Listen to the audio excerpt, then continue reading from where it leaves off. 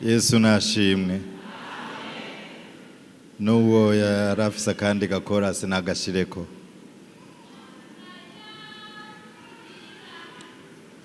Mana yacu iradukunda, Mana yacu iradukunda, iyo Mana yacu iradukunda. Yesu nashimwe. Ndabagumbiriye mwese mu izina rya Yesu Kristo umwami wacu. Ndashimiye Imana data wa twese itugiriye ubuntu ikaduha aka karyo ko gukoranira hamwe kugira ngo tuganire ku vyera vy'Imana. Si benshi baronse aka karyo uyu munsi, kandi ndashima Imana yantoranije kuri uyu munsi, gashimira nabo yakoresheje. Yesu abahezagire cyane. Twumvise byinshi mu ijambo ry'Imana, twari kugarukirizaho. Mu baririmbyi batubwiye ngo hunga icyaha, hunga icyaha. Abandi baratubwira ngo niwamara guhunga uce wirinda, kuko dukoranijwe no kuba abami n'abaherezi. Umwami ntafu uko yigenjeje, umuherezi ntafu uko yigenjeje. Wirinde. Dufatira akarorero ku mwami Yesu, dukwiye kugenda nk'uko uwo yagenda. Yesu nashimwe cyane. N'ayandi majambo menshi twumvise nibaza yuko wagiye uratoragura, ariko rero ko bibwirizwa kumera uko nyene, reka twongere ko aya majambo dusangira mu ijambo ry'Imana. Dusome mu gitabo cy'uwavugishwa n'Imana Mika, igice ni cya 6, turasoma n'umurongo wa 1 kugeza ku 8.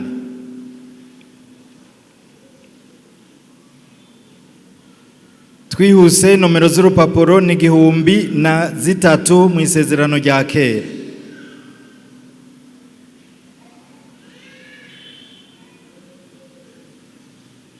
Mika igice cya 6 umurongo wa 1.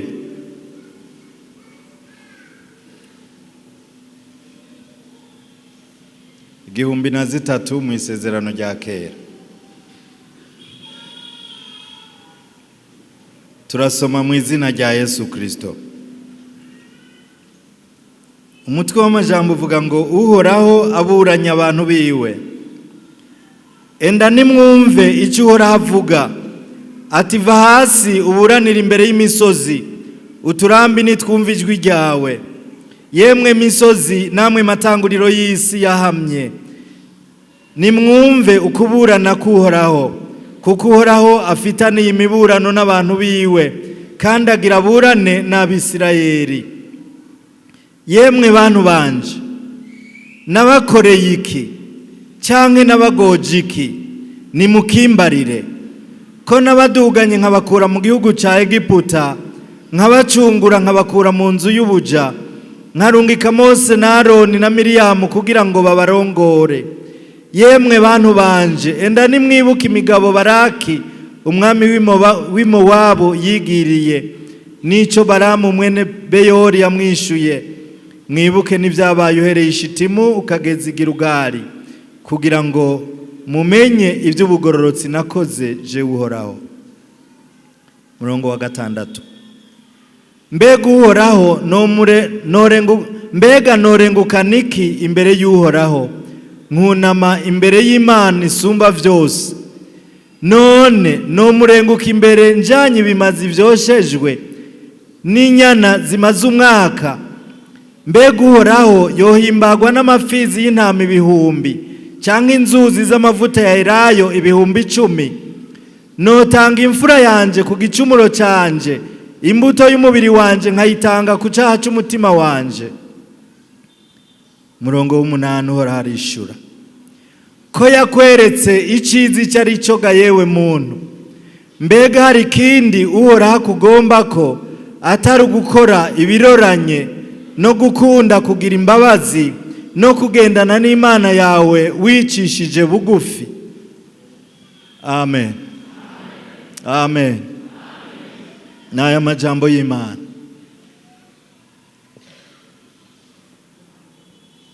Twumvise ko ari mu gihe cy'uwavugishwa n'Imana Mika. Aya majambo Imana yayacishije muri uyu mukozi wayo. Iravuga iti mfise imiburano, ndaburanya abantu banje, nagiriye neza uburyo bwose, narabaduganye ndabakura mu nzu y'ubuja muri Egiputa, ndabacana mu bugaragwa ahantu hatagira amazi, ndabaha amazi, ndabaha manu, ndabagaburira. Ahandi ijambo ry'Imana riravuga ngo inkweto ntizabashiriyeko, ndabarongora. Twasomye ijambo rivuga ngo mwibuke ibyo Baraki yigiriye inama, yashatse kubavumisha kugira ngo abone ingene abatera hanyuma bamare, ariko Baramu aramwankira, aravuga ati novumane ab'Imana yavumuye, novumane ab'Imana yahezagiye. Aravuga ati compa nkazokwifira nk'uko abagororotsi bapfa. Yesu nashimwe. Kuko bari abantu uko ndababona nihanga ryibera ukwaryo, n'abantu baragiwe n'Uhoraho, n'abantu bahezagiwe n'Imana yabo. Imana iravuga iti mwibuke ibyo nabakoreye. Usomye ibyo bishuye hariya muri iyi miburano, biraboneka ko biyemera nk'abantu b'Imana. Baravuga bati none icyo Uhoraho tugomba ko ni giki? Twebwe aho tugeza n'amaso yacu tubona twarahejeje, none Imana ishaka intama ibihumbi niho yotwemera? Ishaka inzuzi z'amavuta ya elayo zisendanishe nk'amashikanwa yacu niho yotwemera? Ko wamenga twayishikanira uko dushoboye. Uravye inyifato zabo z'ico gihe, bagenda nk'abantu b'Imana, barambara neza bakikwiza, abaherezi bakambara n'ibintu bita efodi, bakambara ibintu bigaragaza ko ari abantu b'Imana nyene. Mu yandi majambo, mu mvugo ya kino gihe, baboneka gikristo canke bagenda kirokore canke bagenda gipentekote. Yesu nashimwe. Kuko ndiko ndumviriza canke nawe ndizera ko wumvirije hariya mw'isi, iyo bavuga abantu bitwara nk'abantu b'Imana nyene bagerageza kwiyegeranya, bagerageza kwambara neza, hari n'ukuntu bavyita ngo Yesu ashimwe,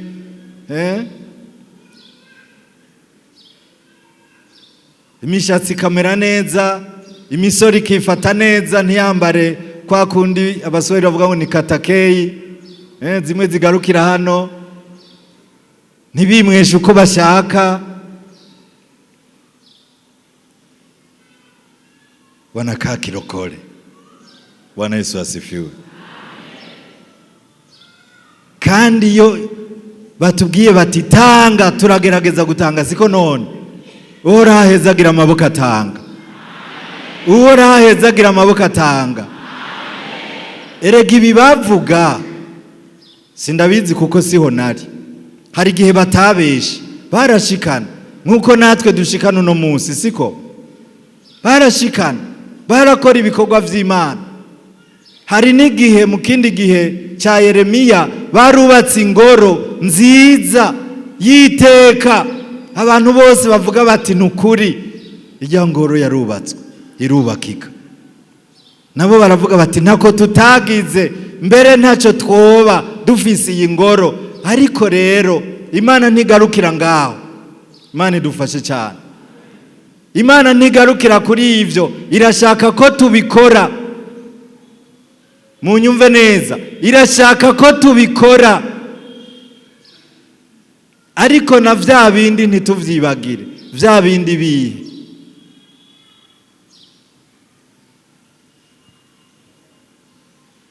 inyishu yayo hariya yavuze ngo iki ku murongo w'8 ngo ko yakweretse icizi icyo ari cyo ga yewe muntu, mbega hari ikindi uhoraho akugombako? Ijambo nari mfise nyamukuru ni iri riri hano tugira ngo twumve. Hari ikindi uhoraho akugombako atari ugukora ibiroranye, icambere. Ikigira kabiri, no gukunda kugira imbabazi.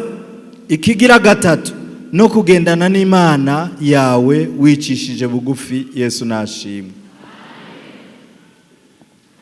Ndakwifuriza gukora ibiroranye n'ibigororotse imbere y'Imana,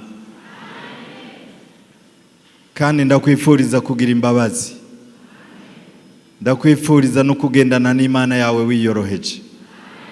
Yesu nadufashe cyane. Uhoraho aravuga ngo vya bindi niko murabikora nanje nkabibona, ariko ntibikwiye kugarukira ngaho. Hari ivyo mwibagiye. Somye muzayishuwe Yohana ijambo ry'Imana rivuga ngo warabikoze niko ni vyiza, ariko ngo hari ico wibagiye. Waribagiye urukundo rwawe rwa mbere, kandi utarugarukiye nzoza nkore ku igitereko ko matara cawe. Ariko sijyo turiko naryo kakugendemo. Hano jambo ry'Imana riravuga ngo hari ikindi Uhoraho akugombako atari ugukora ibiroranye. Imana irashaka ko hambavu y'ivyo abantu babonesha amaso, baravye inyifato zawe, apana hano mu rusengero, ko mu rusengero twese boneka yuko turi Yesu ashimwe. Hariya iyo tuba, hariyo dukorera, hariya tukagaragara ko ingeso nziza, n'Imana yo mwijuru biravye ikadushingira intahe.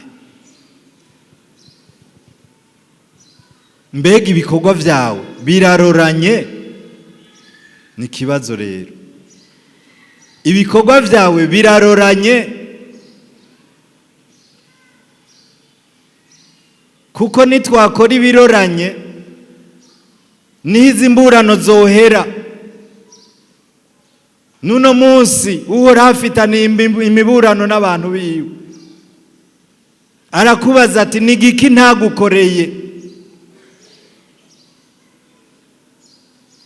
Wibuke aho wavuye, wibuke kuva ndakurema, wibuke ingene nagiye nkugirira neza, narakuzigamye, waragwaye urakira. Hari igihe kumbura abaganga aho harageze igihe bakanakubwira ati twebwe birananiranye, ariko ijambo ry'Imana ntiryari bwagere. Imana ntiyari bwagera aho ivuga ijambo ryayo rya nyuma ko biheze. Iravuga iti ndacaguteretse, baho, none uracariho. Yesu nashimwe. Abakenyezi nibo babizi cyane. Bagiye mu iseta hariya, abaza ati nshobora kugwayo canke nkavayo, nta ubizi. Kenshi agenda yasezeye, nabiwe akagenda basinye bati natagaruka nta kundi turavyemeye. Ariko Imana iravuga ati ntiharagera, garuka, ndacagukeneye. Yesu nashimwe cyane. Hari aho baba barakugiriye inama nk'izi za Baraki zo kukugirira nabi, ariko Imana iragukinjisha, Imana iragutabara, Imana iragukiza. Wibuke vya bindi vyose, ariko ifitaniye imiburano nawe. Mbega ibikorwa vyawe biragororotse? Imana irakwemera? Itanguriro igice cya 4 dusimbireyo.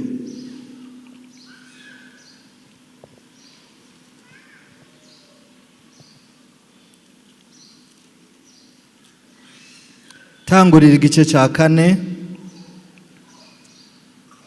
turasoma umurongo wa 6 n'uw'indwi.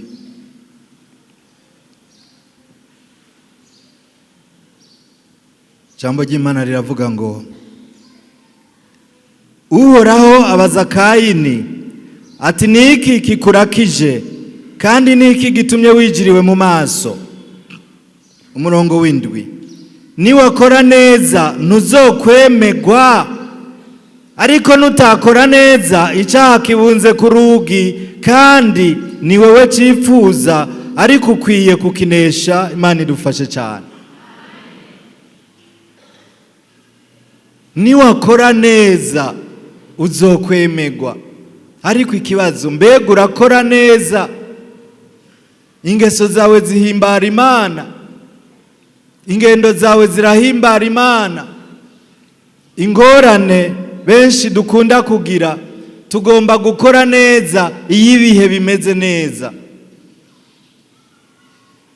Tugomba gukora neza iyo ibihe bimeze neza, ariko ibihe bihindutse natwe duca duhinduka. Imana itugirire imbabazi.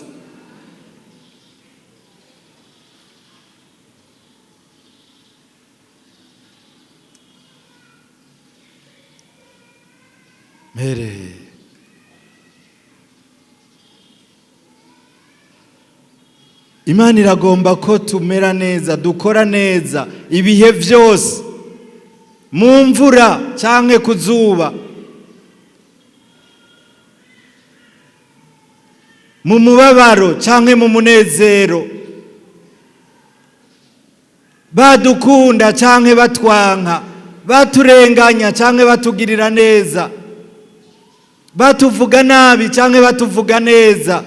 Ibihe byose Imana ikugomba ko gukora neza. Imana irakugomba ko gukora neza, utaravye ibihe urimwo, byaba byiza cyangwa bibi. Waba ukenye cyangwa utunze, Imana irakugomba ko gukora neza. Benshi kubera ubukene, babonye aho basotora baca basotora. Imana itugirire imbabazi. Abakorera abantu cyangwa abakorera leta, bonye hasotora kubera yibutse kumbure ko hariya muhira hari ibibazo cyangwa hari ibindi akeneye bikomeye cyane mu buzima, akabaronsa hasotora kandi atavyemerewe, ataburenganzira bifitiye. Mu yandi majambo aca tubwizigirwa, ariko Imana iradushaka kubwizigirwa ibihe byose. Mpora mbabara cyane iyo ndiko ndiyumvira ibya kino gihe, ndiko ndumviriza n'amajambo y'abantu, ingene ubwizigirwa bwatakaye mu bantu. Mpora numviriza benshi ugasanga bariko baridoga mu ngo, bavuga ngo babuze abakozi kuko bakoresheje umwe wa mbere, wa kabiri, wa gatatu, wa kane, bose bakabiba bakabagirira nabi. Bati none duha akazi ndi, kandi hari abakozi bagakeneye kugira ngo biteze imbere. Nawe agufashije akagukorera, ukarushizaho gukora ibindi ukiteza imbere, mugabo hari ivyahagaze. Kubera iki? Ubwizigirwa bwahagaze.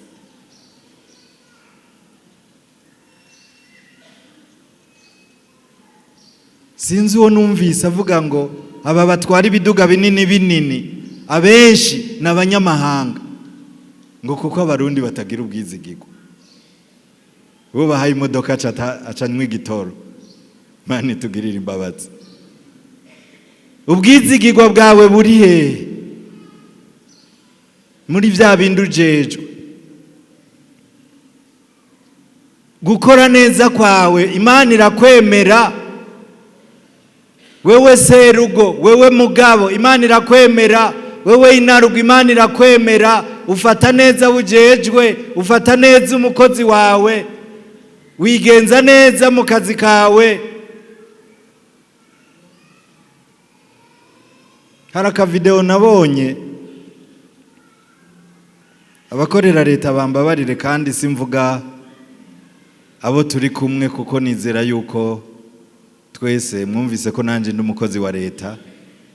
Nizera yuko Imana yatugiriye neza ivyo twabirengeye. Yesu ashimwe. Hari umukozi w'Imana nabonye aka video kiwe kuri WhatsApp, yivuga ko ari ava muri Sudani.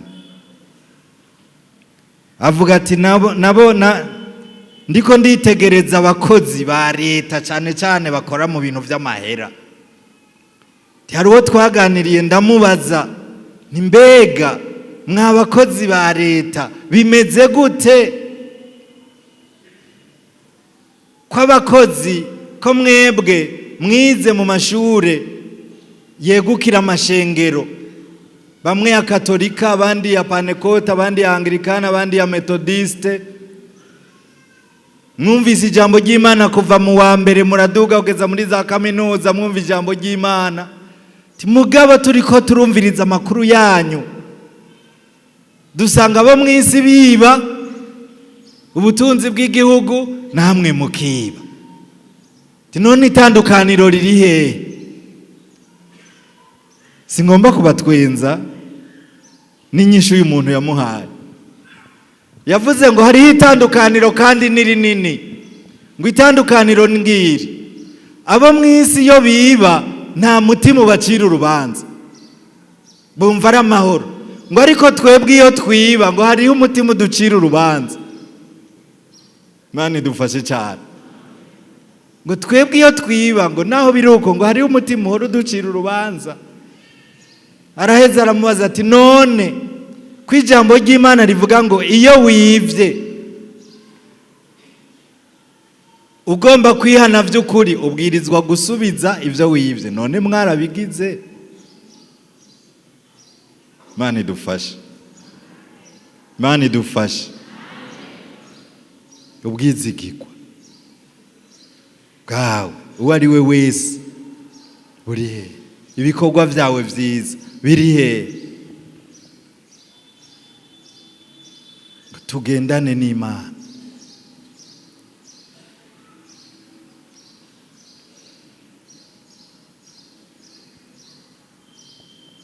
Benshi navuze ba serugo n'abayinarugo, abakozi, urwarukana rw'abanyeshure ruragomba gukora neza iyo ibihari byiza. Mugabo hageze mu bibazo akibuka yuko bimugora, atize neza, ntibikunda ko yihangana abonye havyiba. Mani tugirira ubuntu, kandi tugeze mu gihe cy'ibibazo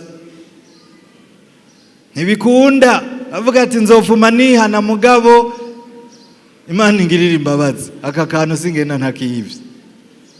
Mani dufashe, nimba dukora ibyaha ibigira nkana, ijambo ry'Imana rivuga ngo iki?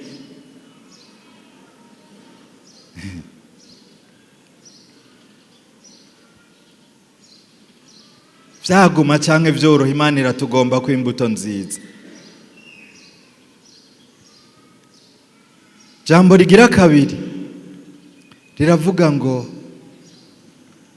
no kugira imbabazi. Ijambo ry'Imana riravuga ngo Imana iradushaka ko kugira imbabazi. Kumbura aba bantu naho biyemera, Imana ibaravye yasanga atambabazi. Mbega wewe uno munsi uriko wumvira ijambo uratanga imbabazi? Twibukanye ijambo Yesu yavuze ngo nimutaharira bene wanyu ibigabitanyo vyabo, ivyo babagirira ko nabi, na so wo mwijuru ntazobaharira ivyaha vyanyu. Twibuke wa wundi yari afitiye sebuja itarani igihumbi, amusaba imbabazi, arazimugirira, ariko ageze imbere yibuka umufitiye amahera make cyane ugereranije nayo yagiriwe ku imbabazi. Aramusaba imbabazi, aranka kuzimuha,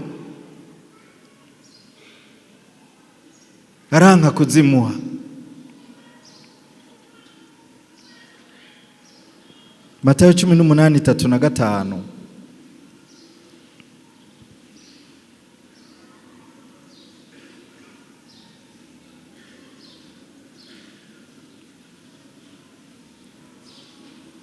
Sebuja yamubwiye aya majambo ati, none nawe ntiwari ukwiye kugirira imbabazi mugenzawe nk'uko nanje nazikugiriye? Shebuja araraka, amuhereza abasoda gushitsa azokwishurira ivyo amufitiye vyose.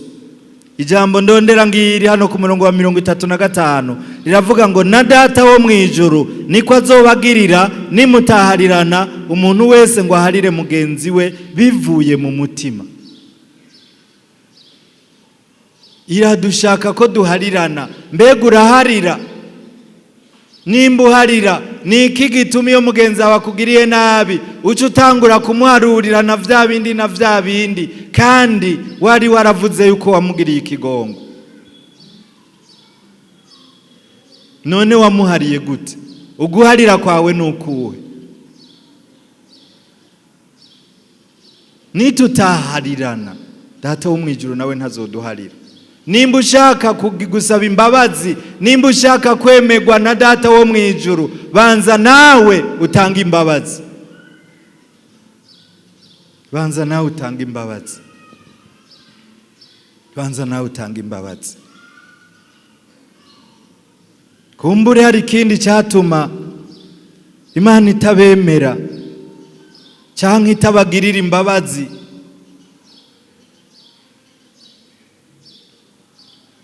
Hari ijambo hariya bavuze, baravuze ngo mbega ushaka ko ntanga imfura yanje ndayitange kwishikanwa ku gicumuro cy'umutima wanje? Mu yandi majambo barihana, barakunda gusaba imbabazi. Bacavuga ati none ko twama tugusaba imbabazi, ushaka dusaba imbabazi gute kugira ngo twemere? Ariko Imana ibabwira amajambo ngo nimukunde gutanga imbabazi. Hari ubwo batatanga imbabazi, ahandi hari ubwo boba banazisaba nabi n'ubwo boba barazisaba. Hari ubwo baba bazisaba nabi n'ubwo baba barazisaba. Uti gute?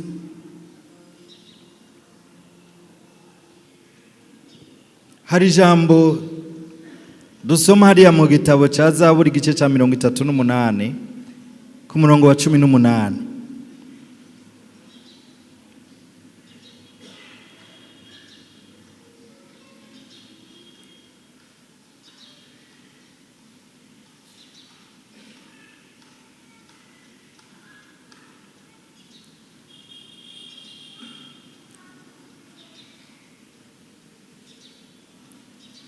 Turasoma mu izina rya Yesu. Kuko nzokwatura ukugabitanya kwanje, nzogira umubabaro w'icaha canje. Amen. Kuko nzokwatura ukugabitanya kwanje, cyo ni kimwe. Nugabo ntiyagarukiriza ngaha, aravuga ngo nzogira umubabaro w'icaha canje. Uyu munsi hari abantu batagira umubabaro w'icaha cabo. Uti ibyo bivuze kubera iki? Kuko kenshi usanga umuntu ntiyabuze umuntu yama yihana cyaha nyene. Yandi majambo arirega ntiyihana. Kwihana kukuri nukwatura gufatanye niki guherekejwe n'umubabaro. Umuntu akababara ko yahemukiye Imana, yamugiriye neza kwa kundi twumvise, ariko agahemuka agakora ibitari byo. Amaze kubona ko yagiye nabi, yakoze nabi imbere y'Imana, akagira umubabaro, Imana ikabona ko yicujije. Amaze kwicuza agafata ingingo zizotuma atabisubiramwo. Jambo ry'Imana muri Yeremiya riravuga ngo wishingira ibimenyetso bikurangira inzira, kuko umuntu wese aramenya aho yamatsindirwa.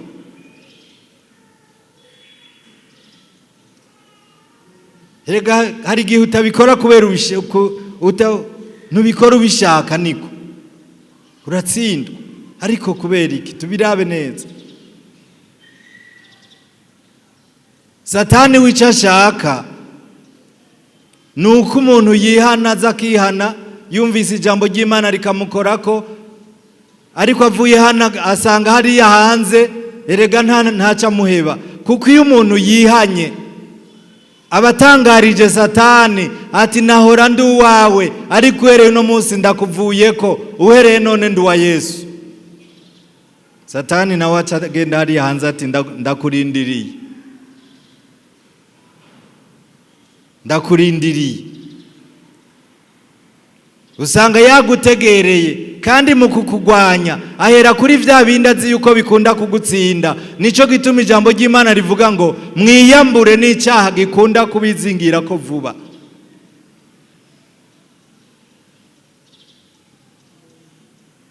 Mwiyambure n'icyaha gikunda kubizingira ko vuba. N'ubusambanyi bwiyambure, fata ingingo. Hindura imvugo zawe, hindura abagenzi bawe.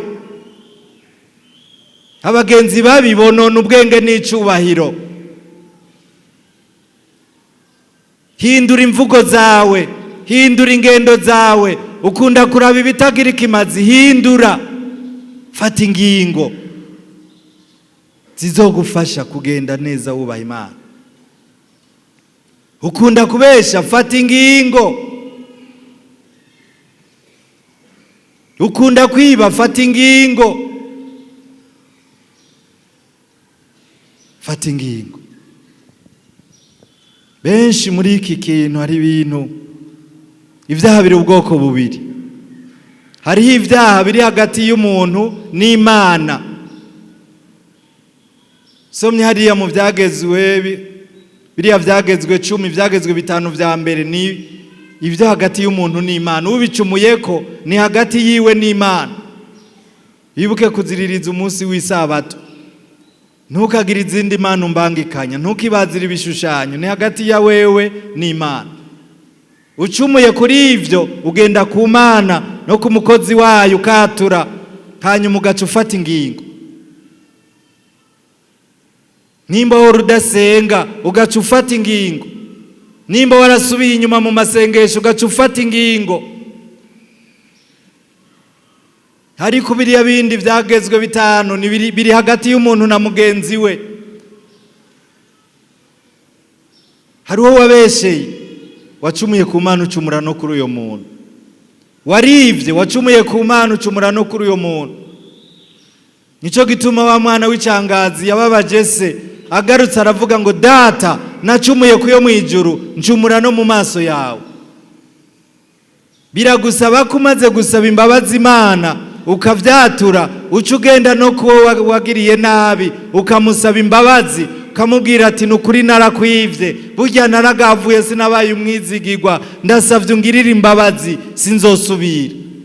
Kandi umutima wiwe uranezerwa, kandi nawe bizokurinda gusubira gukora vya vyaha, kuko uzibaza uti mbega none nzobusubira kumuturukira imbere, nongere kumubwira ngo rega nasubiye kugavura. Mana idufashe cyane, wishingira ibimenyetso bikurangira inzira.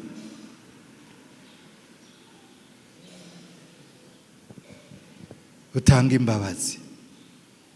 Jambo rya nyuma twumvise rivuga ngo no kugendana n'Imana yawe wiyoroheje. Abegera Imana n'abantu bafise imitima itanduye. Jambo ry'Imana rivuga ngo hayigo bafise imitima itanduye, kuko ari bo bazogira gute? Bazobona Imana.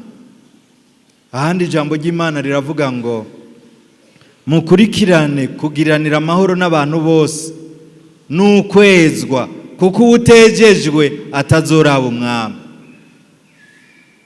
Rondera kwezwa, umutima wawe wezwe, hanyuma ushobore kugendana n'Imana. Birababaje umuntu kumva umutima umucira urubanza, mugabo akinangira indwi gahera, ukwezi kugahera, akazoza kucihana umwaka uheze canke imyaka 2 iheze. Mbega Yesu yoza utaracihana vyo kugendera gute? Hari kindi uhoraho kugombako.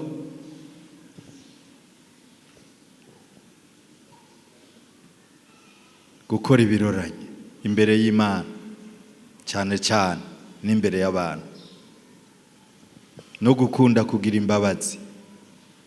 hanyuma ugaca witwararika kugendana n'Imana, ukaba hafi y'Imana, ukirinda kuyicumurako, ukirinda kuyiba kure, kuko kuba kure y'Imana ni icago.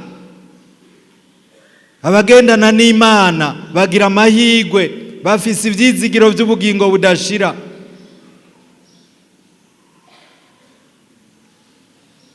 Jambo ry'Imana yavuga ngo abahemuka atanyanduruko bazomaramara kuri wa munsi. Niri jambo ry'Imana numvise twosangira muri kano kanya, abaryumvise mwese mukaryakira, uhora abaha umugisha, uhora abahezagire cyane. Ni ikibazo kuri wewe muri kano kanya, nifuza kuguha kaze. Nimba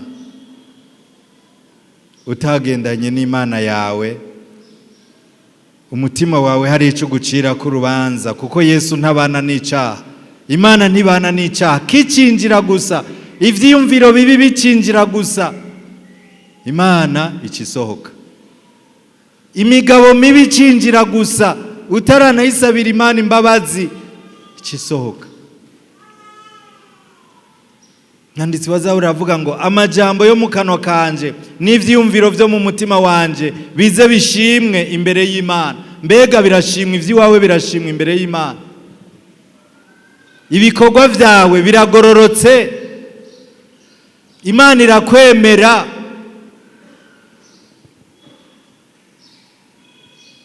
Urakunda kugira imbabazi, nawe wowe warasubiye inyuma.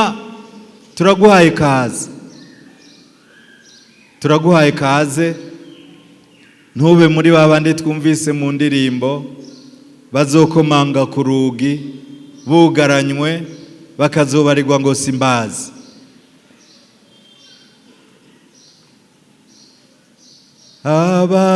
Abazokomanga ku rugi bugaranywe,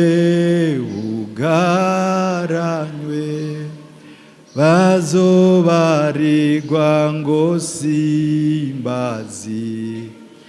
Uzobayo, je nzobayo, ntakizobumva niba urugi ruzoba rukinzwe, ntibazobona ca gitsibo. Uzobayo, je nzobayo. Mbega umutima wawe uragucira urubanza kuzobayo? Kuko urashobora kugaragara neza imbere y'abana b'abantu ko wakijijwe, unakaa kirokole kabisa, unakaa kipentekoste kabisa, ariko Imana irakwemera, aho umutima wawe ntaco gucira ku rubanza.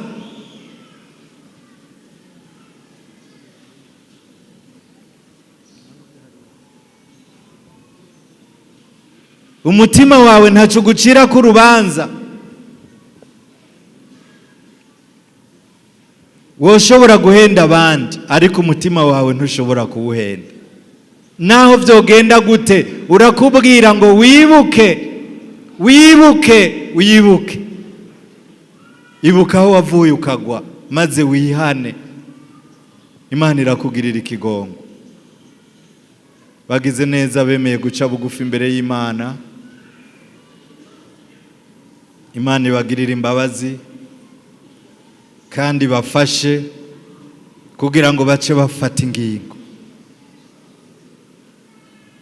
zizobaramira, zizobafasha, zizobazigama kugira ngo ntibasubire gukora icyaha ukundi. Kandi ico bafasha n'ukwakira inkomezi za mpwemu yera, niwe dushoboza kugwana tunesha.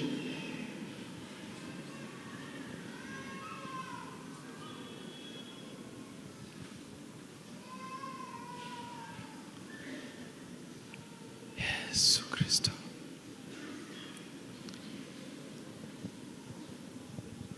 Reka twinginge umuvyeyi wacu hano asengere abemeye guca bugufi imbere y'Imana.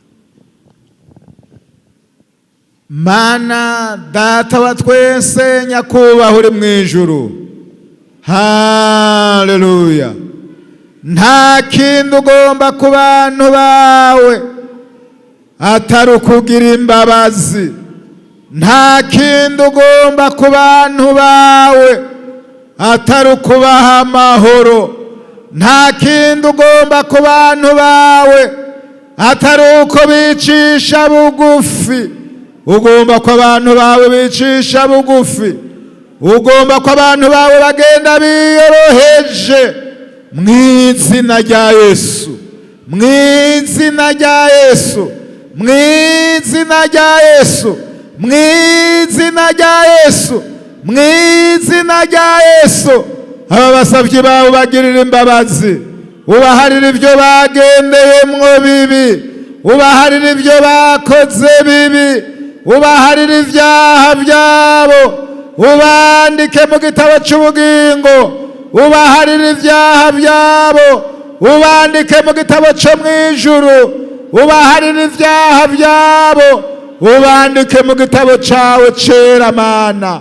Haleluya. Niwe Mana ikunda guharira, niwe wuzuye imbabazi, niwe wuzuye ikigongwe. Amaraso, amaraso, amaraso, amaraso ya Yesu abeze yeza umuntu wese. Amaraso ya Yesu yuhagira umuntu wese.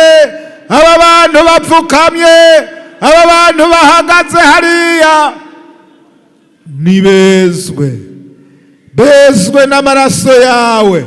Ubeze, ubatunganye, bakugwe kw'imviro, ivyaha byabo bihanagugwe, ibihe byo guhembuka bize bivuye mu ijuru, baheze bumva amahoro n'imbabazi z'Imana.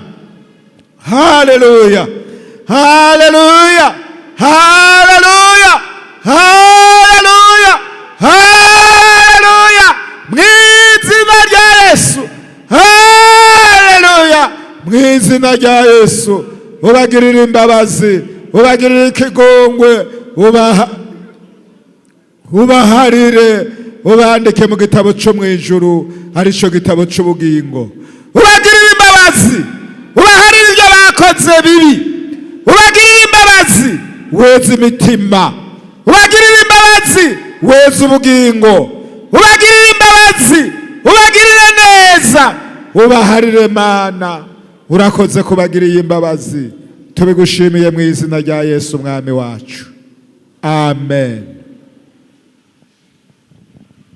Turahaye kaze abafise ibyo bifuza ko umwami wacu yobakorera. Hari abagwaye, kaze Yesu abagirire neza. Hari abakeneye ubushobozi bwa mpwemu yera, hari abakeneye icyo Imana ibakorera kindi. Umutwaro wawe nawe Yesu arashoboye kuwishyura. Kaze Data wa twese uvyagiye ahera hahera mu bwami bwo mwijuru, turagushimiye iki gitondo ciza cuno munsi uciye mu vyanditswe byawe vyera, nkuko uhere kuva kera hose wagendera ubwoko bwawe. Iri shengero mwami uvuganye navyo vyinshi, uraricuriye amajambo y'ubugingo, urageretse ingene rikwiye kugendana nawe rikubaha. Riro bantu riciza mu kibi, ryipfuza ukugoroka kwawe, rigendera imbere y'inyonga zawe Mana, kandi ryumvise ijwi ry'Imana rivugira hagati muri ryo, naryo ryubashe abahagurutse imbere yawe mwami. Wabahariye, wabogeje, wabezesheje amaraso yawe. Abana bo barahagurutse, hari abahagurukanye intege nke, za ntege nke mwami zibatesha ukwera n'ukugoroka kwawe. Ariko muri izo ntege nke barasavye mwami kwambikwa inkomezi za mpwemu yera. Tugisanga Imana, humvikana igihinda mu mitima yabo Mana, kuko wavuze ngo muzohabwa ubushobozi mpwemu yera niyabazako. None turasavye mpwemu yera, mpwemu w'Imana yururuke mu mitima y'aba bantu. atubike imitima, atubike imitima y'aba bantu abafise intege nke, buzura inkomezi zo gushobora guhagarara badatsinzwe n'urubanza. Mana uzoba ukoze, ubagirire neza, ubagirire ubuntu Mana, ubuzuze mpwemu yera, ubuzuze imbizi z'amazi y'ubugingo zuzura mu mitima no mu nda zabo, zame zitemba zibira ziburukana ubugingo budashira muri bo. Mwami Mana uzoba ukoze, bagendera ukwera no kugoroka kwawe, barongowe na mpwemu wawe yera. Turagushimiye ko muri iki gihe c'amani kera ugumuburira ishengero, uryoza ugezesha ijambo ryawe Mana. Umusavyi wawe Paulo arabwira ishengero ry'i Roma ati utagira mpwemu wa Yesu Kristo si uwiwe, ariko mpwemu wa Yesu we yamuzuye mukuye mu bapfuye niyo abari waba muri mwebwe, azozura n'imibiri yanyu ipfa ku bwa mpwemu w'Imana ba muri mwebwe. None aba bantu Mana ubuzure, ubuzuze mpwemu yera, baronka ubushobozi, baronka ubushobozi n'ububasha bubabashisha gutsinda icaha iyo Satani abagerageje. None raba kandi Mwami turagushimiye kubambitse izo nkomezi, abandi nabo barahagurutse Mwami, bahagurukanye imibiri igwaye. Raba iki gikorwa baragikoze, hari Kaperinaumu, hari Galilaya, umaze kwigisha ubutumwa bwiza nk'ubu Mwami Mana baca bakuzanira abagwaye Mana yera,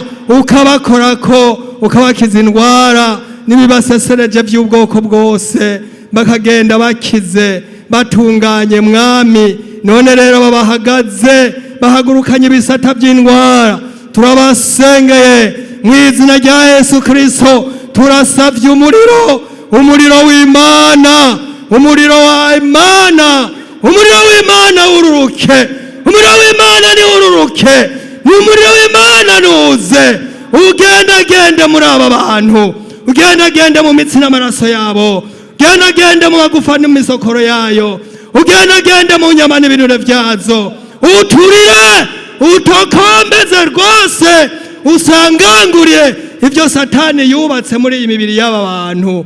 Mwami Yesu bagereremwo, kuko wavuze ko imibiri yabo ari urusengero rwawe ubamwo kandi ukoreramwo. Ukora ivyo bikorwa, wegezeyo Satani, usohora ibisigo, sohora imizimu mu izina rya Yesu. Turafashe ibisigo mu izina rya Yesu. Mwami isigo turabategetse mu izina rya Yesu Kristo. Mwamhemu mbimwe soka va mw'iyi mibiri, genda hunga mu izina rya Yesu Kristo. Ubasha bw'Imana ribubegezeyo, Imana igerere muri bo, Mana ugerere muri bubane nabo, ubagirire neza muri byose. Turabasengeye mu izina rya Yesu Kristo umwami wacu, amen.